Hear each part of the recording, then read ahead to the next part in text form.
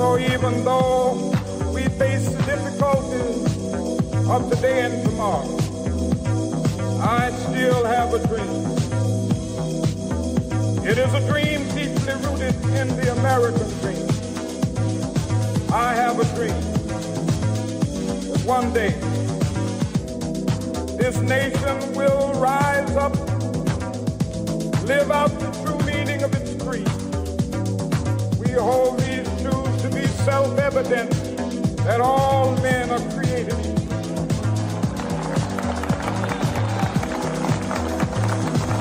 Oh, hey. Welcome to everybody. Welcome to The Way It Works Now. I'm just going to start saying like that. Way It Works Now. We got to innovate. I love it. It kind of sounds like the way people back in the day in Texas would say chit. You know what I'm saying? They chit. Right. They chit, but that's a different Mexican way to say it. But welcome to The Way Shit Works Now with your boys, Lucas and Bobby from the Bronx, Rob South America, and we have a special guest today, don't we, Lucas? Yes, we do. We certainly do. This is Mr. Benjamin Gorman of Not a Pipe Publishing, and on top of that, we have a stack of books. In fact, part of you can see, some of them can see them. We're going to talk about this as well throughout the show today, and I just want to welcome everybody to. Good job. And we should actually read some of those titles later because I want people to know that. But also, they're actually very, very cleverly titled as well. All right, you know what we're here to do. We are your go-to expat escapology newscast podcast. We're here. I'm going to put all that out there. Everything, and with the grand return of Ben Gorman, we can't be more excited. Thank you so much for being here. And collectively, we are joining the forces of building independent media because we're the ones that can really get a lot more truth out there. And so little by little, we want you to join us. Remember, you can follow us at The Way Shit Works Now on Blue Sky, The Way Ish Works Now on YouTube, The Way Shit Works Now on Instagram. Now, we do say ish for YouTube because, you know, what would Jesus do? And censors and things like that. Algorithms and such, yeah. Yep. But anyway, we're here also to give some breakdown. And also, I do want it to be like an expat reflection of how we look at this big, beautiful, bullshit bill? We want, this big bullshit bill.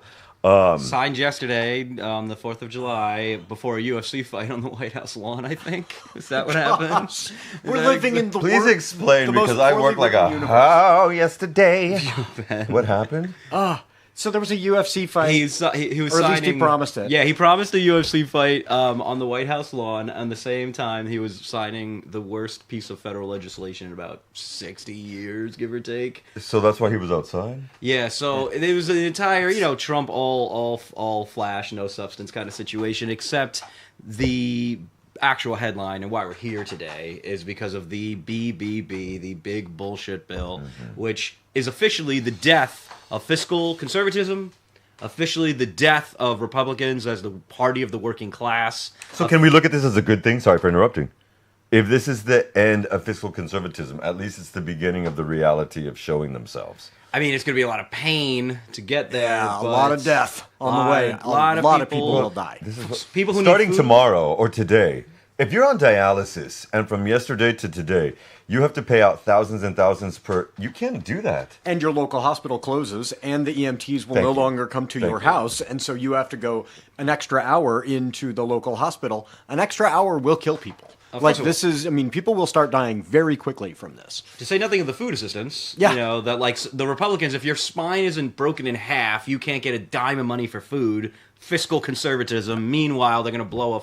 $3 trillion? Was it 3.2? Well, and we're going to talk about that too. Budget? It is that. Well, they're actually saying that this is going to be between 3.3 and 3.4. In the end, it'll be 3.2 plus interest, plus everything we're always going to be adding because typically, statistically, since the mid-noughties or aughties rather, we've added $1 trillion every year, a minimum. Well, listen, if you do dynamic grifter scoring and do what the Republicans do... I don't want you speaking of the grifter of the president. He's not a grifter. Well, remember, George Bush used to say voodoo economics for their nonsense trickle-down plans. Now they call it dynamic scoring. So he actually went from trickle-down to voodoo. That's right. Yeah, that was... So, they knew it was they knew it was shit the whole... Sorry, I can say bullshit. I'm sorry, I was saying to myself. They knew it was bullshit What is our podcast called? Yeah, they knew it was bullshit the whole time. They know it's bullshit now. I've been alive for 40 years. I've been saying I'm 39, but I've been alive for 40 years. And in my life, this is the fourth Republican budget-busting tax cut in 4 decades. What were the first two? Hold on, so I go backwards. Trump 1, Trump 2, Trump 1, George W. Bush, and then Reagan. Yeah. So in reverse Reagan order. 1 or 2? Wasn't it 2? It was I during, was 6. Yeah, Yeah. but it was, I think I was a it little And man so, too. you know what I'm Yeah. saying? This big So piece of signature these- legislation. And what is the challenge is when they create these bills, they say, okay, this will last for 10 years because you can't create one that isn't infinite, you know. Right. But it is very challenging for politicians of any stripe to let them sunset because they're going to be accused of raising taxes. Of course. And so you create some huge tax cut for billionaires, and then you run against your opponent and say, this person wants to raise taxes. No, they don't. They want to actually allow a huge giveaway to billionaires to sunset. But that's a tough call. So, you know, this could care go about on a the lot more than 10 economy years. So much. Right. They love it. They love the economy. How? But can I ask you guys? so How do sickening. you think this affect? I mean, obviously, like that's why I say the escapology thing and expat. We really do focus on that, but it's for everybody, immigrants and all kinds. But when you leave your country, how does something like that, when you're outside of the country, whether it's this crap with the BBB or anyone, how do you think that affects us as expats? Because apart from people making fun of us, which is Yeah, right. part and parcel with the chorus fair. now, but. Apart from that, how do you think it affects us? I think it's a really interesting question because I think it's in different ways. When the U.S. economy, you know, gets a cold, the whole world gets the flu. Like this is going to be bad globally. So I think that is certainly something people rightly will look at, you know, wherever you live around the world. If you're an expat and say, hey, your country is damaging our economy also, that's just going to be a fact around the world. Spain is doing much better than even the rest of Europe because it is less involved in the American economy. However, Trump has just said that because of Sanchez's standing, which incidentally, that is another thing that we won't talk about today, but it's going down in the socialist government shit. But anyway, that he's going to Uber tax Right. the country of Spain because they don't want to comport to this 5% or 3.5%. The NATO, Correct. his version of a NATO thing, which also, by the way, he is illegally exploiting an emergency powers loophole for tariffs. That's not a fucking emergency. Yeah. I don't understand why This he is gets not to do legal. that. And Right. yeah, I'm sorry. Last time Ben was here, I dropped way too many F-bombs for him to be comfortable. No, but I mean, one of the challenges I think for Americans to understand is when something is illegal but it is not enforced, the fact that it is illegal has no reality, right? true. And so if the courts aren't going to hold anybody accountable, he can say, I'm going to do the following to my political enemies. And if the Supreme Court goes, okay, then yes, it's technically illegal, but they have decided he's the king. And so he can say the new law is make me a sandwich, and it's now make me a sandwich. Like, And obviously, I do want to state Disgusting. just for a fact, they have not determined in the Supreme Court or Congress that he is a king. But the way that they're treating Kinda. him, the way that they're treating him, well, officially not, but the way that they're treating him is giving credence to that. And it's Yeah, also, sure, I do want that's to fair. make a sidestep notion of the fact that yesterday they also, or by Friday to yesterday, they gave him the permission to start moving people, specifically Latino immigrants, to Djibouti and South Sudan. Supreme Court, yeah, they can take immigrants that are in the states legally and ship them off to countries that are not their home countries, not which their is home insane. countries, and where there will be an incredible danger. Of course you it know, will. South Sudan is, that's a country that we should accept asylum claims 100% we from. should. It is not a Excuse me, safe that place. is only for white South Africans, sir. Right.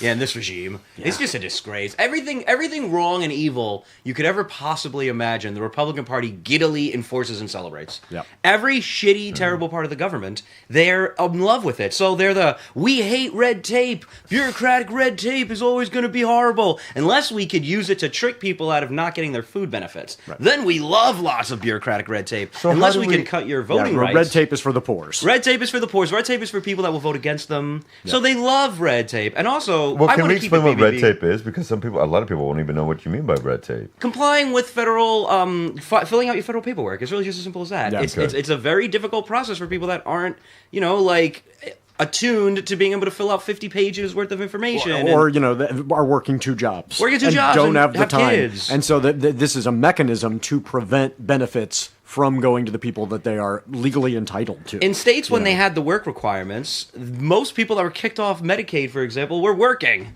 Right. Well, But it's Because such they a didn't pain. fill out the paperwork properly. Well, they've also taken away all of the Spanish documentation and Yes. forms like that. So a lot of people that were applying, let's remember that 22% of the U.S. population is Latino. And so a higher number of people, in terms of a real number of Spanish speakers, live in the United States than in the country of Spain. There are more Spanish speakers in the Mexico. U.S. Yeah, North America have the most Spanish-speaking people in the world. Yeah, like my wife, Punto. for example. Oh, hi. Yeah. And so it's just one of those things. And so when you've removed that from all federal offices, that infringes on at least not all 22%, obviously, but a significant portion. Yeah. Of the population, especially the elderly. Especially, I was doing some guesstimation of maths because I'm a nerd in that way with numbers. I abhor maths with a passion. But if roughly 17 million, we know between 15 and 20 million people are going to be kicked off. That is 5% of the of Medicaid and affordable health care. That's 5% of the population. If we're 340 million, give or take, 335, half. I mean, 10% of that would be 34, and half of that is 17. So 5% of the population is without any health care. And so going back to what we were stating Time before, bomb. Yeah. Time bomb. Okay. In exactly which way, what that man? is. How long do you give it? Because I do believe think about that it. people on dialysis or insulin shot, they're going to be dying by next week after the But weekend. you will put off care that you need until you get exponentially worse. And then you will just show up at an emergency room needing $100,000 worth of care. dudes, Well, and you know, it's hard to comprehend the kind of knock-on effects. Go for it. So, you know, I think it's a challenge for folks to think about all the ways that will play out economically. So somebody loses their health care, they then lose their job. They lose their job, they lose their home. They lose their home, the price of your house goes down, right? This is in sequence. And so the economic consequences are going to be enormous. Would you say the trickle down? No, right. Impact The pain will trickle down. Zombie? Did you say zombie? He said zombie. It really. Well, so I want to keep us on BBB because there's a lot of evil. I would like to there's a lot talk of shit in the about world. the money blocks in this bill. Yeah, Oh my because God. it is so horrible. What they're referencing, and I did a bunch of because I was happy, drunk, full, and high. He had a shout out. We had a to Thomas Lady Paine. M. It was a great party. 4th of July get together. It was a get together. It was not a major yesterday. celebration. It was mostly Spanish speakers, and so I did not feel like we were really celebrating the 4th. I didn't really want to. We were celebrating it in the way that it was intended, which was rebellion, resistance, and independence. And Amen. burgers, To a the barbecue, following. you know, Burgers and beers the were best included. things. Yes. Burgers, Chicken yes. was off the chain, and thank you to Lady Miriam as usual. Well, let's thank John, a friend of the show, John and Hilda, two of my hell closest yeah. friends ever. And they're in town. We were here. I was doing my unofficial tour guide thing. I'm basically one of the best tour guides in Barcelona in the past 3 years. I've brought around so many people all over. We've just been having a blast here, and this was one of their last hurrah, their last little kickoff. Yeah. So it was Before they great have to go back They to... were great. Too. It was going back to be to Jersey. Yeah, back to Jersey. But unfortunately, they're not looking forward to it. But they've been wonderful, and it's been a really great time. So we decided to just have all our friends get together and have a nice time of it. And I think we did. We're a little worse for the wear this morning, but some of us. But it was a really great time. I'm glad. I'm fresh, youthful, fun, fabulous, darling. You always are. Right? No. So anyway, Tax cuts. What they're claiming is that there will be approximately $4 to $4.5 trillion of tax cuts over the next 10 years, which would be theoretically between 4 and 500 billion a year of tax cuts. But for whom? Because this is a permanent extension, to the 2017 Trump tax cuts, okay, which were roughly about 2.2 trillion. I would also like to make mention when the final numbers came in, as Biden came in, by 2022, I believe it was reported and known that the Trump administration in 4 years had collected $8.3 trillion of deficit, which was 26% of the entire deficit that the U.S. has run since its invention, since July 4th, 1776, if that's what you want to call it. the fiscal conservatives. Exactly. Right. Well, and part of their rationale is always, if these incredibly wealthy people suddenly have this huge windfall, what are they going to do with it? They're going to, start new companies. They're going to create jobs. We were at nearly full employment. There are no jobs to create, after Biden. And we've seen this time and time again. What is going to happen is the incredibly wealthy literally don't have anything to do with their money at this point. You can't invest in building a new company. You can't, because you don't have customers who can afford to buy new products because you're busy robbing from the working class. And 100%. Those are the folks who you build an economy bottom up. You need people who can buy the stuff. So you could design a new computer that costs $10,000 and you've got this new whiz-bang invention. Who can buy a $10,000 computer when they're busy losing their home because they can't get dialysis? Right. Bingo. So the whole thing doesn't end up working, and what ends up happening is these very wealthy folks just pump it into, Wall Street, into speculation, which makes the whole economy a lot more fragile. And it means these companies are overvalued. Absolutely, and they ship it off, and they ship it offshore. Yeah, they ship a lot of that money offshore. They have their shell corporations. Apple, for a while, was literally sitting on cash offshore. They couldn't even invest it in the markets. They just had all the iPhone money sitting in cash somewhere. Can I tell you what makes me sick about that as a former Republican? Because I used to believe this shit. I used to accept it as reality. Is when they go, oh, well, if a business has to pay its taxes, they're not going to actually innovate. Like, what do you mean? It's part of your bill. Like, if they have to pay their rent, they're not going to innovate. Logically, it's stupidity to even it's ridiculous. That. It's ridiculous. Where did you get your workforce? Where did you get your water? Where did you get your freaking infrastructure to actually make your job work? You got it for the taxes that were paid and created it. Yeah. So, as a Republican, I omitted the rest of that information, and then I said, oh, well, you know what, that's right, I don't like taxes, because who likes taxes? But the fact of the matter is the return on investment is massive. Yeah. And that's what was always hidden from me as a former Republican voter. The return on investment of what your tax dollars pay. Well, there is nothing like Social Security. It was created because when you invested all your stuff in the market and the market tanked, people went bankrupt and killed themselves and jumped off buildings and were completely ruined for life. We have these programs that can create massive return on investment. I feel like it's not talked about at all. Yeah. If, because the person who doesn't jump off a building and then lives out their retirement buys stuff. Right. That's what keeps an economy going. You need people to be alive and purchasing goods. Right? And because they need this They need stuff, and that's what fuels the economy. That's the way people works, buying stuff. Yeah. Mm-hmm. And my one other point, again, as a former Republican, watching these fiscal terrorists hold the entire global economy hostage to debt ceiling raises of the debt ceiling, aka constitutionally mandated to not default on its debt. The United States government is constitutionally mandated to not default on its debt, and I've watched Republican economic terrorists use that to concede draconian cuts in these programs that people need. It's always against the poor. It's always against the poor. It's always against the poor. And they would use the catastrophic debt ceiling default as a way to extract those cuts. Extortion. And now they just jacked up the debt ceiling $5 trillion. Yeah. What? Yeah. So I don't want to see an article. I don't want to see an op-ed. I don't want to see a newscast talking about fiscal conservatism. That is dead. Fiscal conservatism is dead. The Republican Party represents nothing of the such. And if people who call themselves fiscal conservatives are going to continue to vote for the Republican Party, then they're frauds too. Yeah, they're not fiscal conservatives. And that is good in the sense that the Republican Party has revealed what it really stands for. That's what its priorities really are. They're not working class. They're not pro-working class. That myth, because Donald Trump says a lot of shitty things that, and he speaks his mind. No, because he has a mental disorder. That he's actually pro-working class, and the Republican Party under him is pro-working class is insane. You can bring it back to BBB again. This no tax on tips actually only lasts for 3 years. Okay, that was another thing I wanted to say, yeah. Only lasts for 3 years. And up to $25,000. Which means you have to declare all that, by the way. Yes, exactly. You have to declare every bit of it. And in New York City, I'm going to tell you what, you can make $400, $500, $600, $700 a night. And so you will get up to $25,000 within months. Y después qué, güey? And after, what the hell? And so that's what starts to take away. And I'm glad that AOC, who is New Yorkina, said this. From the Bronx. Because it is, I mean, you graduate and you go work, part-time or whatever for KPMG, and you go at night and wait tables, you're going to make more money.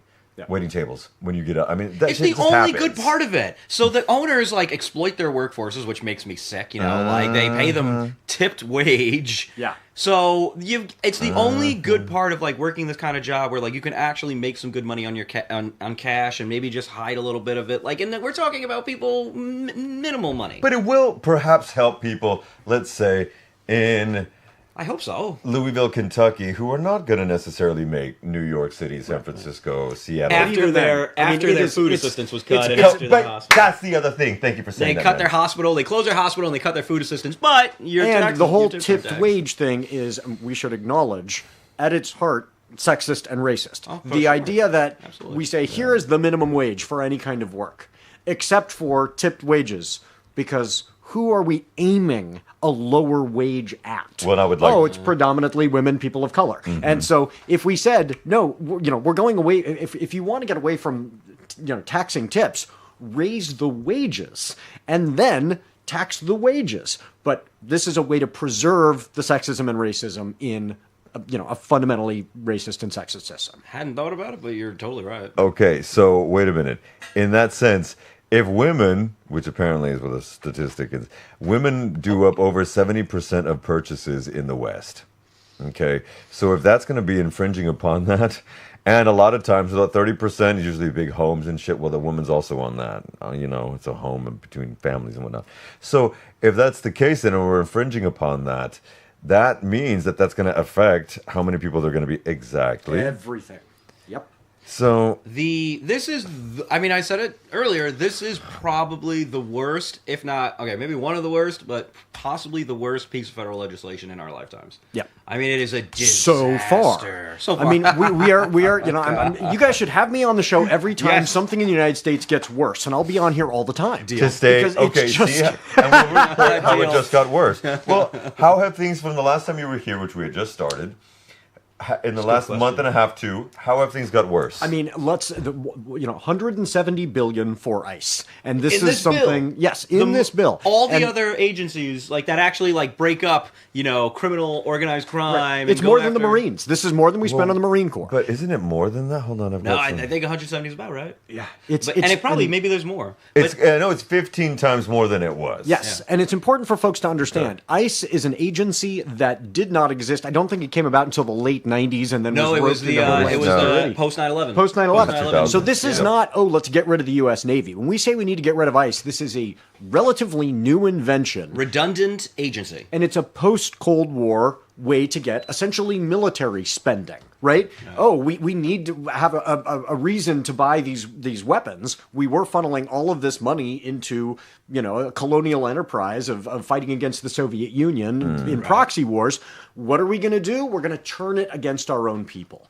And so this is a long process of convincing people the biggest threat to you is your neighbor next door, and now we need to build concentration camps. And that takes a while to get people scared of their neighbor next door who they actually like and say hello to. But it's already happened. And once you get them terrified of the neighbor next door, you can say, let's put them in a camp surrounded by alligators. And that's the wildest thing is we've gotten to that point where people are cheering that. They're saying, yeah, we love this new idea of a prison surrounded by alligators. I think that's a wonderful thing. It's concentration camp. Wait a minute, gentlemen. There's an element of, again, you mentioning that and people cheering that. This is sociopathic. Of course it is. And so we're also dealing, we're dealing with megalomaniacal narcissists who have sociopathic tendencies, but they're also mentally and emotionally disturbed. And most of them are, of course, black lesbians. And you know where I'm going with that. And if you don't know, now you know. I got you. And this will not survive. I question the ability of this surviving with everything that's happening in the Supreme Court. Just bowing to this piece of ish. Well, they're to November of 26. Yeah, they're still counting. It's insane because the economic devastation is absolutely going to be felt. It's pure evil, but the economic devastation is absolutely going to be felt. But weird things are happening. So when Donald Trump is illegally firing a bunch of federal workers and putting them on leave, they're not technically on the unemployment rolls. And then putting one of the guys from the insurrection who was on trial as it was going, and then he was. Did you hear about this? DOJ. Yeah. The worst possible way to use a Department of Justice ever, which, by the way, I would like apologies to Joseph Biden, who saw Kash Patel coming and said, well, we're not going to let my family be completely devastated and friggin' politically persecuted. So he did that. Listen, could he have done more for other people? Sure, but he was not going to let Kash Patel ruin his entire family's lives. I think the media that shit on him needs to do it. But we can move on. The fact of the matter is they're cheering pure evil, and ICE doesn't... they're not breaking up criminal gangs because we'd hear about it everywhere. Donald Trump, he's the best showman on the planet. He's the best person to gain media attention ever. If ICE were breaking up organized criminal gangs on a daily basis and bringing in horrible, murderers and rapists and all that stuff, you'd hear about it every single day. So you know what they are doing? They're going after abuelas. They're going after little girls. They're breaking up, Boy Scout troops. They're taking kids who have... Stephen Miller gives them a quota and says, okay, you need to go out and get 3,000 people today. And so you go for the folks who are the most law-abiding because they're the easiest to find. You showing up to their immigration hearings. Come on! You go to their schools. You go to their high school graduation. Churches. You go to churches. And so the people they are targeting are the people who are easiest for them to find because they're just aiming for numbers. And we need to, I mean, I think Americans need to think about these numbers a lot more. And numbers aren't sexy, and but Trump throughout the campaign kept saying 20 million. And at his press conferences, he will say, I don't believe there are only 15 million. I don't believe there are only 11 million. There are 20 million. There are 21 million. He has this number in mind. And that number is false. Yeah, of course. And that means the only way you're going to get to 20 million is American citizens. It's going to be, and bear in mind, to be undocumented is not a crime. No, this it's is a civil misdemeanor. It's a It's a civil civil offense. offense. That's right. Yep. And so they're going after law-abiding, people who have not broken any law, and then they're going to start going after their, He canceled natural-born children. I mean, He canceled TPS. yeah. What We is had temporary TPS? protective services for people that are like in From process. Haiti, from Venezuela, Palestine, from Venezuela, from Haiti. 500,000. So they make people undocumented, Right. and then they're able to say, okay, now we need to populate these camps. Now you go which to are alligator incredibly camp. profitable. Exactly, because these it's are about the money. private camps. Yep. I mean, and I don't like, there was, somebody remind me the name of the last chief of staff with Trump, the older gentleman. In 2017, you mean? Oh, Yeah. Tillman. No. No. Rex- Tillerson, you were saying. No, Tillerson was It was the State Department. guy who said he was suckers and losers. I'm forgetting his name. God, who exposed Okay. Trump for that. Ah. For that. Well, he exposed Trump, but I would like to also make mention, when he left his position, because he did leave his position before the end of that term, Yeah. he went down to Florida, and he was part of the people that were owners of private camps where they were turning in all these kids and then throwing the parents back into the Latino America and keeping the kids. He was one of the people that was getting money for each head that was being paid. And I just want people to know, John something, I want to say his name was, and this mother effer, so even though he came out and reported and kind of did a mea culpa at the end, that motherfucker is still invested into the private prison systems. If people don't understand, the United States, the plurality of the United States prisons are private personal systems. So you get paid per head of the inmates that are in there. And so they were doing that with these kids. So this guy left his chief of staff job as the United States president's chief of staff and went and started making bank off of little Latino kids who were getting paid. And I think it was $3,000 a day per head or something like that. Insanity. It's wild. Yeah. So let's not get it twisted, because all of this goes back to why they're wanting to do this, because big money interests are taking over these private camps. I mean, and what's interesting to me is in the reboot, okay, I'm going to nerd the fuck out, but in the reboot of the 2016-17 X-Files, in the first episode, they talked specifically about this happening and how FEMA was going to be permitting this stuff, and FEMA would come in and step out. Now, obviously, things have changed since then, but it was the beginning of the Trump administration, and they started showing the building in the clip of the episode. Rather, they showed the building of these camps, which are out in the middle of nowhere. And so this has already been happening for a while under the Trump administration. They're there. They're going to have to be used. They're going to have to be staffed. There's only so many, as we all agree, there's only so many undocumented immigrants. What is the purpose of them? It's like any wall is built to keep people in. It's not built to keep people out. I really want to make principle. mention too, especially as the Latino in this mix, that the majority, and I mean 90-something% of the people that they're taking are brown folk. Yeah, You're Latinos. These are, which is why these are concentration camps. For the technical definition Latinos. is you've chosen people based on a characteristic. These are racist concentration camps. Mm-hmm. This is Without a doubt. This is a pogrom. This is let's put all the people of a particular group into camps. So why isn't the world courts stepping in and saying anything? I wonder, because it's going to have to take allies. Just like every situation and organization and what have you that has necessitated freedom has necessitated allies and needed allies to do this. But the human rights courts haven't said anything about this. I think that stuff takes time, and I think they it's fear. can't. We don't have time, And I think though. we don't have time. And I No, wish no, we people don't. would And at the same understand that time, too. This is you can't know, wait Netanyahu- maybe there'll be an election. Maybe there'll be another election. In a couple of elections, we can stop. Blocking people up in camps. The other thing that folks are, struggling to start wrapping their minds around, but I think they're going to be realizing it really quickly, is you can't move 20 million people without killing a lot of them. These people will be in conditions that will not be humane. People are dying in the custody already. That's right. The Florida weather. They're going to kill tens of thousands of people. And so I've been encouraging folks, take some time and think about what is your red line. And one of the things you're going to realize as you do that is no matter where you draw your red line, you will feel some guilt for not having it drawn it sooner. But don't get too stuck on the guilt. You can deal with the guilt later. We're all going to have to deal with what were we complicit in, right? But once you figure out this is my red line, when this happens, I will, and then figure out what is your plan. And for some folks, a lot of the expats listening, know the plan is get out. And some people cannot get out, and I want to honor that. You know, they've got family there that you know they need to stay. Them. Well, then what are you going to do when we reach that red line? When 50,000 people die in a camp in Florida, maybe that's your line. When the economy completely collapses and you can't sell your house because nobody can sell their house, what are you going to do? And start preparing for whatever is your... I mean, I know what my red line was, you know, when the guy who's saying he's going to put 20 million people in camps gets elected, I don't feel comfortable living next to my neighbors who said that's a great idea. Yeah. Right. I need to get out of here. So this is not a safe place to be. Yeah, I mean, you know, neighbors flying Trump flags and, you know, literally sending me death threats, and I was like, this is not going to be a place where my family is going to be safe. We need to leave. So we had a line that we thought through. Now, had we done all the preparation in advance? No, I wish we had. You know, we had then 60 days to go. How do we sell our house and 2 cars and, every single thing in the house? Like, it was a nightmare. But we knew when this happens, it is we've crossed that line. And like I said, then you say, why did I tolerate things before that red line, right?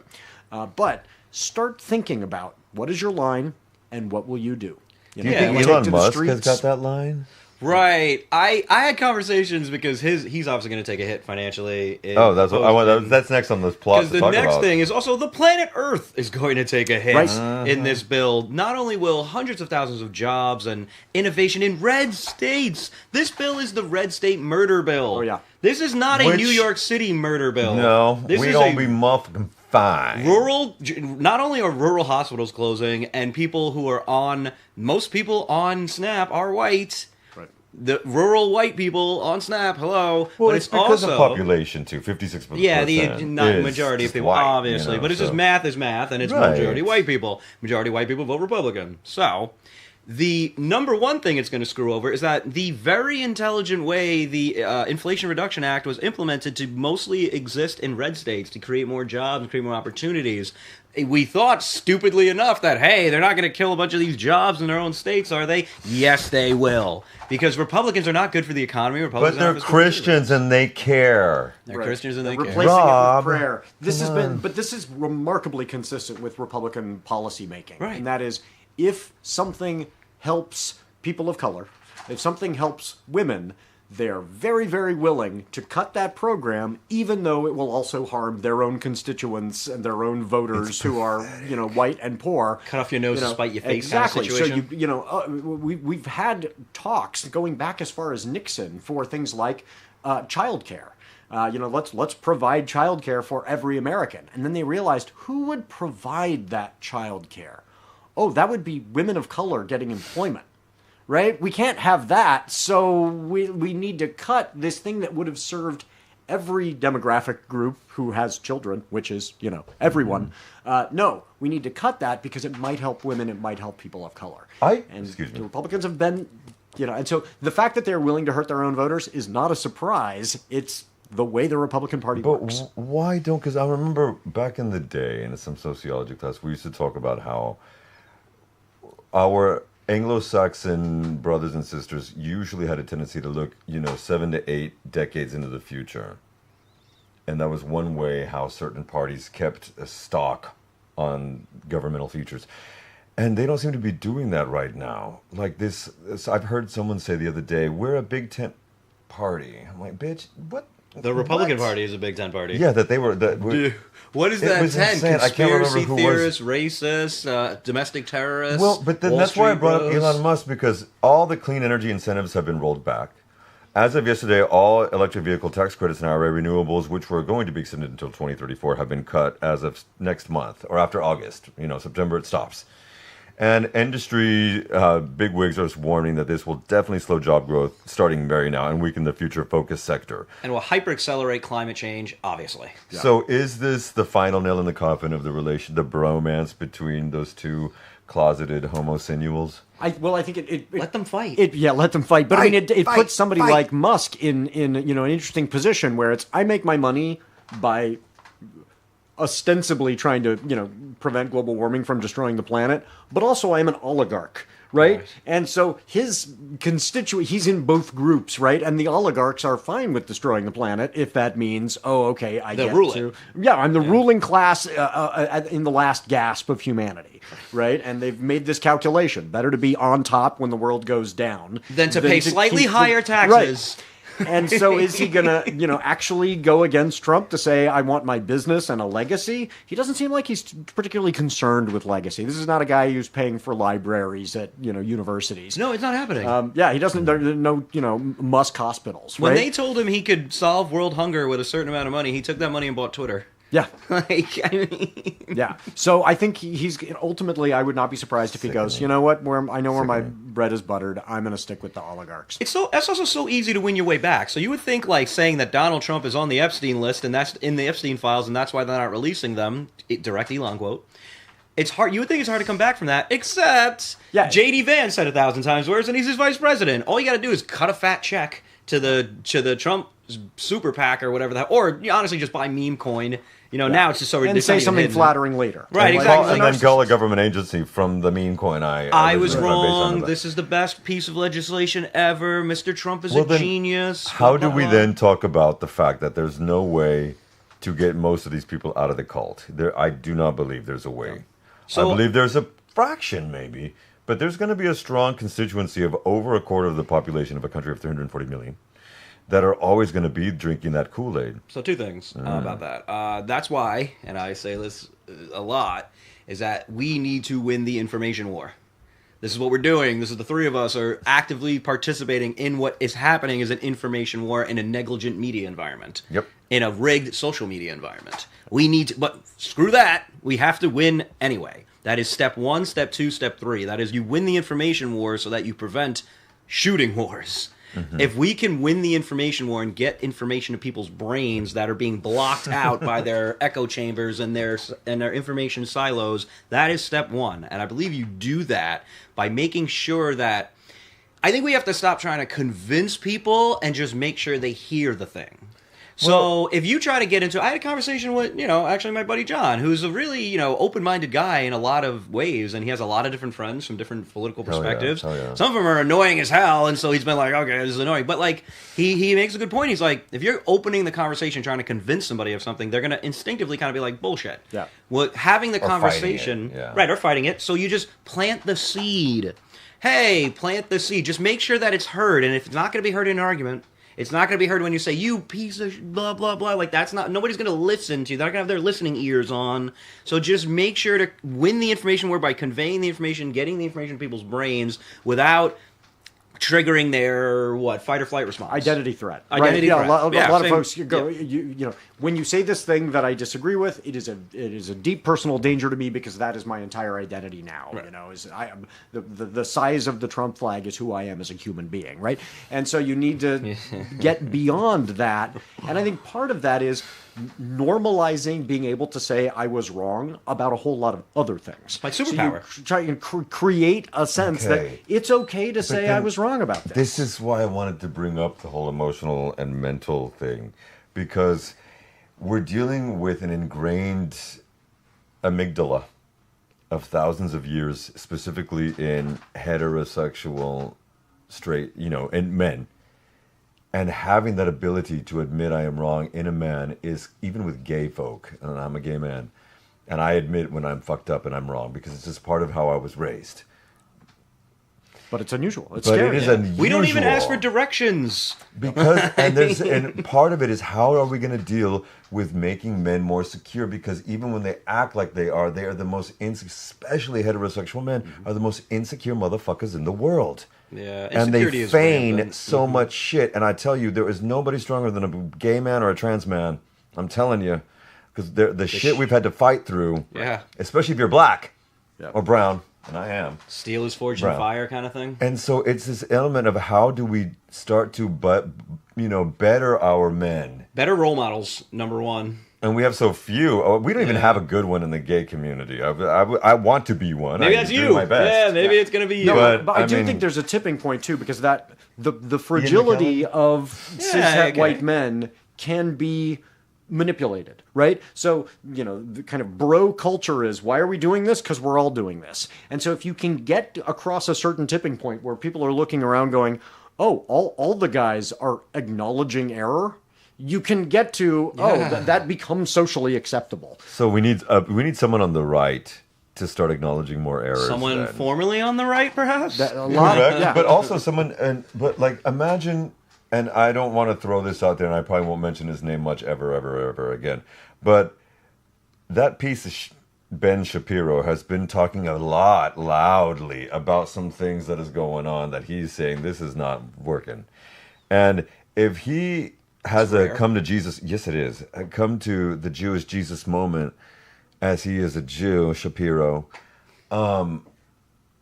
that can start knocking things over.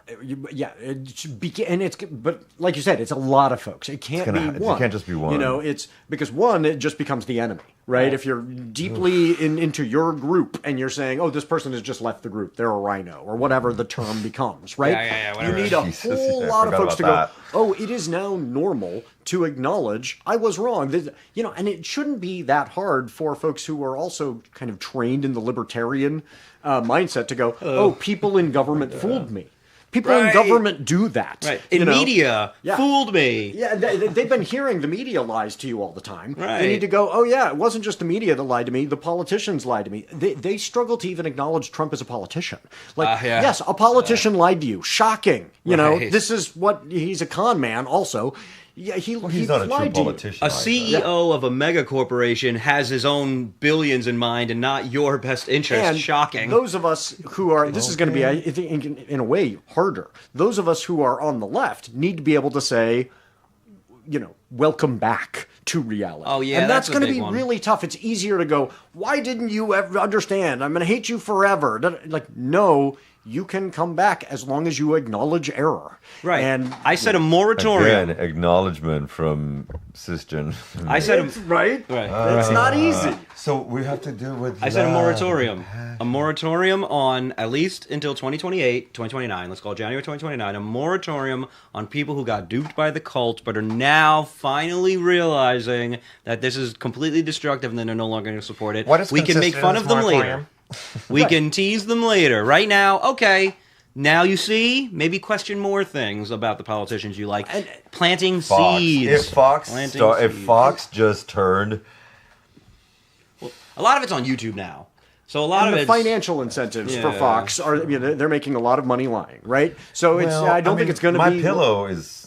Yeah. No, but they make money off cable subscription. So you are forced to have Fox News in your cable subscription. You don't get to opt especially out of it. That's where they make all their money. Yeah. Advertising My Pillow commercials on Tucker Carlson. Well, he's nobody now. But that's not the advertising isn't their number one source of income. It's the cable companies forcing you to get Fox. That's why there's a movement And to try to and Allow the you to viewers, opt they out. get that, they get the eyeballs, owners. and so they need to get the viewers to watch them and lying, saying to somebody everything is terrible and your next door neighbor is an existential danger to you and you should be afraid and you're a retiree and you should watch this 8 hours a day and get really really freaked out is turns out a great business model.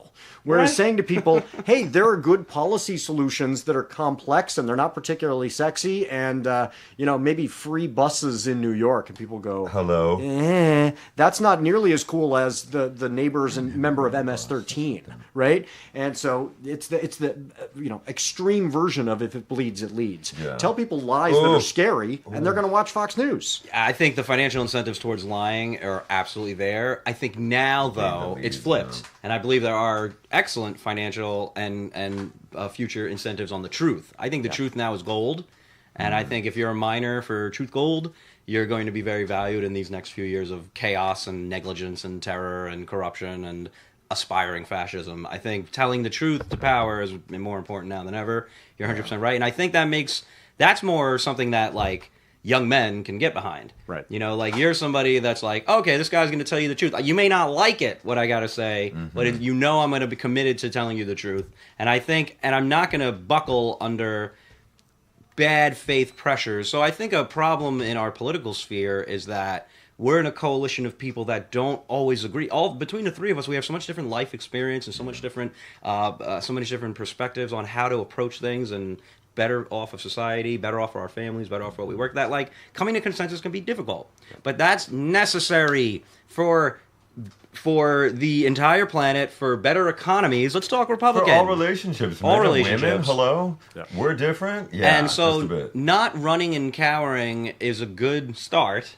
You know, standing up and fighting is a good start. So people like us that are taking up the fight will earn respect, I think, whether disagreed or agree with us. The fact of the matter is we're willing to stand up and fight, and I think it'll inspire. Ideally, hopefully, we're inspiring more people to stand up and fight. Hopefully, or right? buy books from Not a Pipe Publishing. There you help go. The fighters. Yes. Well, can we talk about that? Yeah, Let's talk about it. Let's wrap up on that. To talk about it. Yeah. So this one, I think I mentioned this one the last time. Dear America, breakup letter. So this was kind of the. You know, when I say that's hastily written, I hope people don't think that that means it's bad. But I wrote it fast. Like this was, 60 days while also selling my house to try and explain in hopefully an entertaining way, like this relationship, America, is not working out. Like I'm not sure if it's me or if it's you, but this isn't going to work out. Well, this is the most recent thing. This is very cool. So this is. What if we kissed while sinking a billionaire's yacht, which is also the name of one of the stories inside it. Yeah, and this is an anthology. We put this out. This is the Antifa Lit Journal. We thought, okay, this is going to be a one-off anthology. Oh my gosh, so many people submitted. So many people were so excited to put in poetry, short fiction, that we went, this is going to be a regular thing. It's now going to come out again in November. We're going to have the next one.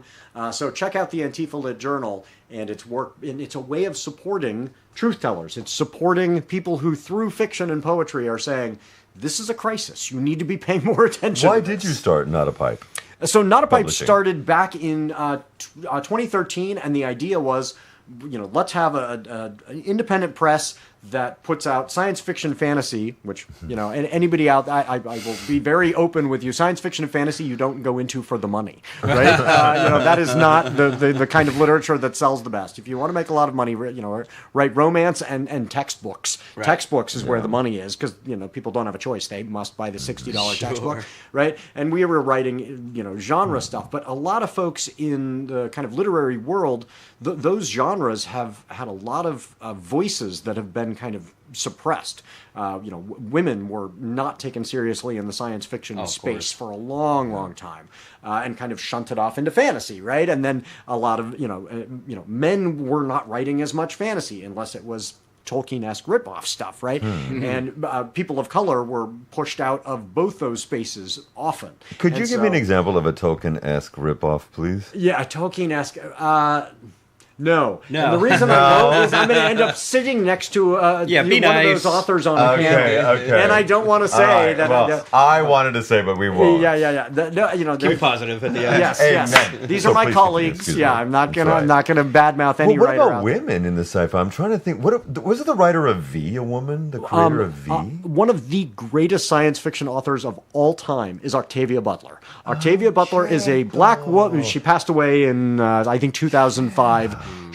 Go back, read her work. It is absolutely amazing. That's right. And she would show up to these sci-fi conventions, and they would say, people would say to these science fiction authors, so, if you were writing a time travel story, what time period would you go back to? And Octavia Butler would go, there is no time period I would ever go back to. It is only, white male privilege that makes you think any time would be romanticized. Of course. For me, right? And she ended up writing, it wasn't Parable of the Sower. I'm trying to think which book of hers is specifically about a black woman from the 70s being sucked back in time to the antebellum South. Well, what happens to her? Yeah, what happens to her? She's enslaved, right? It's not, time travel's not cool for anybody else. But white dudes. Marvelous White book, dudes, right? Yeah, Mark Twain gets to go, Connecticut Yankee in King Arthur's court. What a great adventure. No, nobody else who's not a white male gets to go back in time and enjoy it, right? And that book, she is...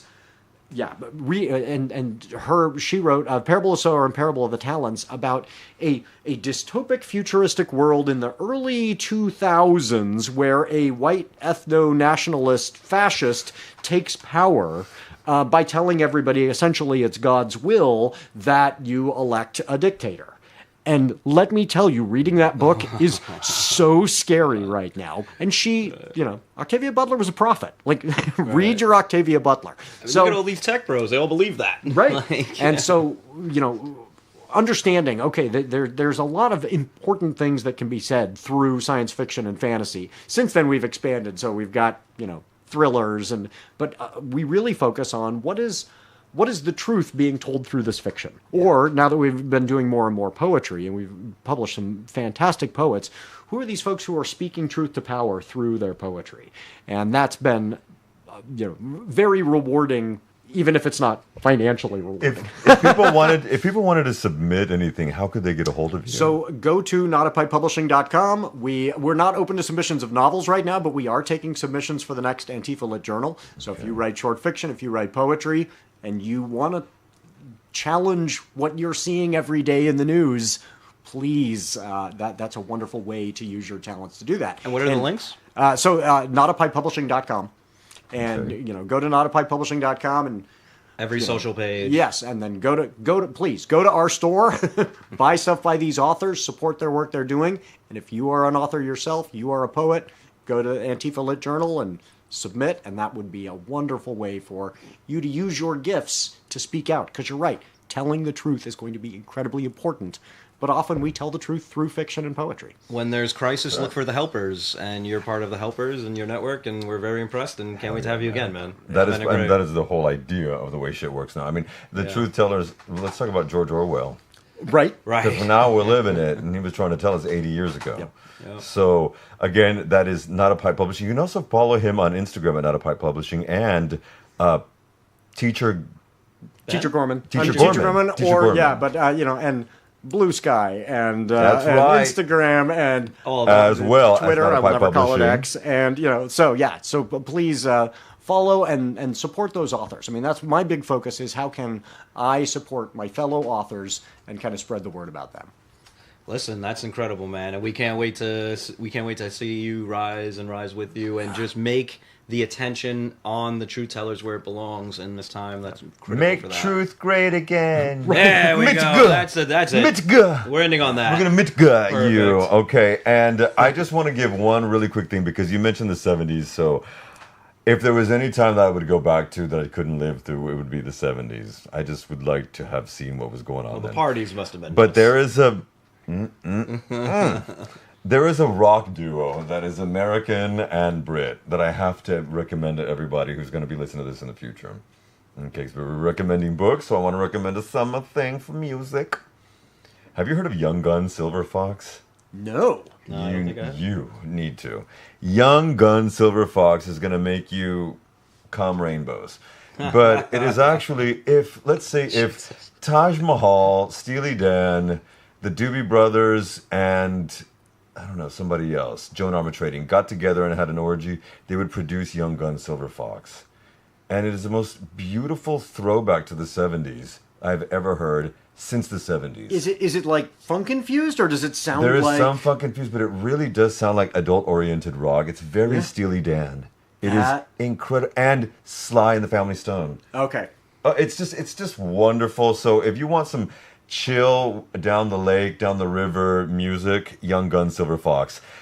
And books by Not a Pipe Publishing. Folks, this is Rob and Lukey at The Way Works Now. And thank you, everybody, for joining us for Pod 8. Hasta la próxima. Yeah, hasta Power to luego. the people. We'll see you on the flip side. Hit Bye, the everybody. music. Okay. Everybody knows that the dice are loaded. Everybody rolls with their fingers crossed. Everybody knows the war is over. Everybody knows the good guys lost. Everybody knows that the fight was fixed. The poor stay poor, the rich get rich. That's how it goes. And everybody knows.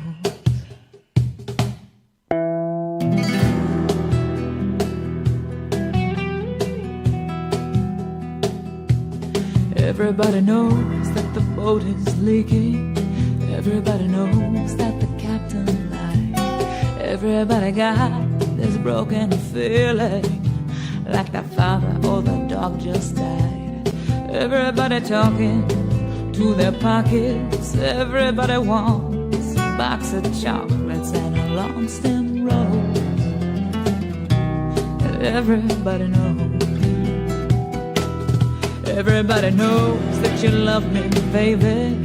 Everybody knows that you really do. Everybody knows that you've been faithful, or give or take a night or two.